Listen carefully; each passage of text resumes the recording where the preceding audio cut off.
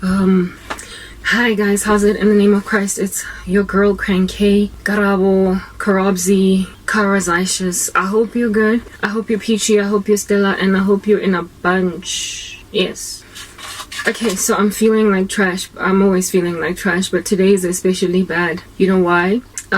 Because I feel like kissing a nako. So back in the day, there was this ad on. This hair must get out of my face. There was this advert on TV. Yeah, litter, like as in to demotivate the country from littering, from throwing dirt on the floor. Yeah, and it was this little girl over the map of South Africa. She could have been like 12 or 13, right? And this girl, they kept on, as she was standing on top of the map. In fact, I think it was a map of Africa, not just South Africa, but whatever, I stand corrected. From the sky, they kept falling on the map that she was standing on. Litter, dirt, yeah. And she would sweep it away with a broom type thing. And just as she was finished, like extracting the dirt, removing it from the map of Africa or South Africa, more litter would then fall. Apple cores, cans, and then she would sweep again. And eventually she just ended up like holding the broom on some, like she does not, like when am I ever gonna be done cleaning? And then the slogan, moral of the story was keep South Africa clean, keep South Africa beautiful, keep Africa clean, keep Africa beautiful, or whatever. Don't litter. And that advert, every time I go through much of what it is that I go through, I think about it. I remember it because I am 8 years in persecution and I'm enduring the same things over and over again. And in that time,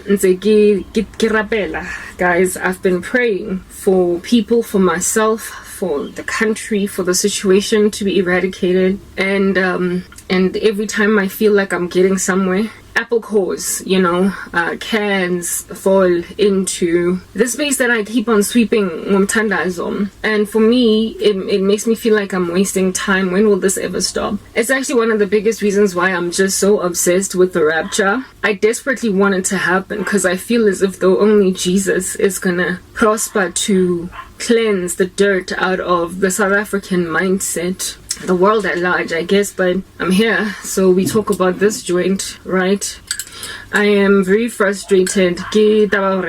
Look, whoa, that is so hot. Anyway, it's cool. It's coffee after all. People, I in particular, alright, have access to. I'm speaking about people that I have access to. I'm ever evangelizing in that space. And when I appear to get a positive response, I get excited that people are getting saved, their mindsets are getting washed. And then umuntu bese I act in a very predictable pattern, in a worldly sense. And then I'm like, kodwa lesikhathi sonke, guys, you know what? I come from catering to an American audience.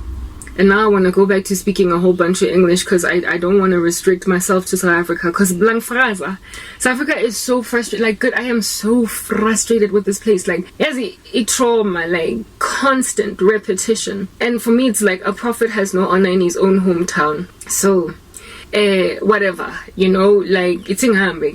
Like, let me just go. Let me try and garner for myself an Australian audience, an English audience, an American audience. Cause maybe, just maybe, cause I'm coming from Africa, they might just hear me. Cause like people here, I've been here all my life and I've been a Christian for 11 years. And it's like I'm hitting brick walls, and you know what? It's okay. God says don't think too highly of yourself. It is written, I believe in Ecclesiastes or in Jeremiah, somewhere in the scriptures that, don't imagine yourself haughty or great, like you're excellent or stellar. So basically when you go out there and evangelize, try and make disciples of all nations. Ungazami, karabo, ukanguti, I've made out of you Martin Luther. Don't you dare think you're Augustine. Don't you dare think you're about to bring about some kind of a revival because you think you Billy Graham the chick.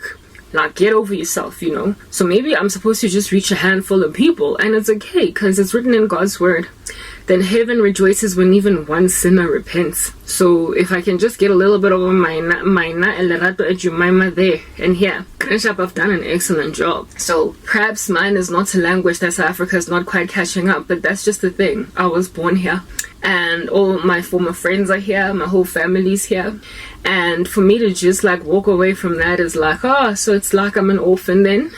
Tanamount. It's like I'm a slave in another country. I was stolen or kidnapped, trafficked, and so I ended up living in Cuba, and it's not my familiar environment, and South Africa is just this distant memory. All I can do is just think and reminisce about what used to be my life, but really, frankly, it's over. I am a prostitute in Cuba now. I feel frustrated by social media because algorithms on platforms, on these platforms, I'm not even on Instagram, but you get my point. Facebook, TikTok, YouTube, they most likely, just first, recommend you to your country.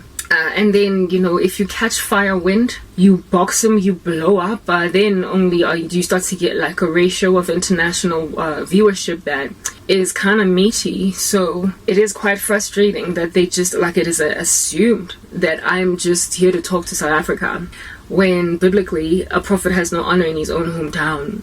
I'm exhausted to get this place, and I recently tried again, and I'm feeling like that girl that's like washing the floor, cleaning the floor, sweeping the floor, only for dirt to come on again. And I'm like, maybe the problem is just people in South Africa, or men in South Africa. This whole series that I'm doing now, I was not planning on doing it, but then again, do I ever plan to say anything? Usually I'm inspired to come talk here because of something at the Tangwenzahala. It's like, that's my topic machine. It is the conundrum that is ever before me. I have to endure something heartbreaking for me to come here and talk about it, but I feel like I'm wasting time. I want to stop speaking so much Tswana and Zulu and whatnot so that I can just like cater to some other audience, or just in case the South African audience ANC sends, then they will hear me. But I would not necessarily at the expense of South Africa, because they can understand English. You understand what I'm saying? And even then, Black South Africa is what I have been trying to defibrillate, resuscitate, and it's not quite working fast enough. Men, I'm a woman and I'm not allowed to preach to men, but literally the bane of my existence is their complacency. They're lackadaisical, sort of kind of apathetic, self-consumed, conceited, and it really has nothing to do with me, so I shall not intervene mindset. It has converted females into little monsters, like gorgons or gargoyles. In fact, gorgons. A gorgon, a Medusa, belongs to a sister of gorgons.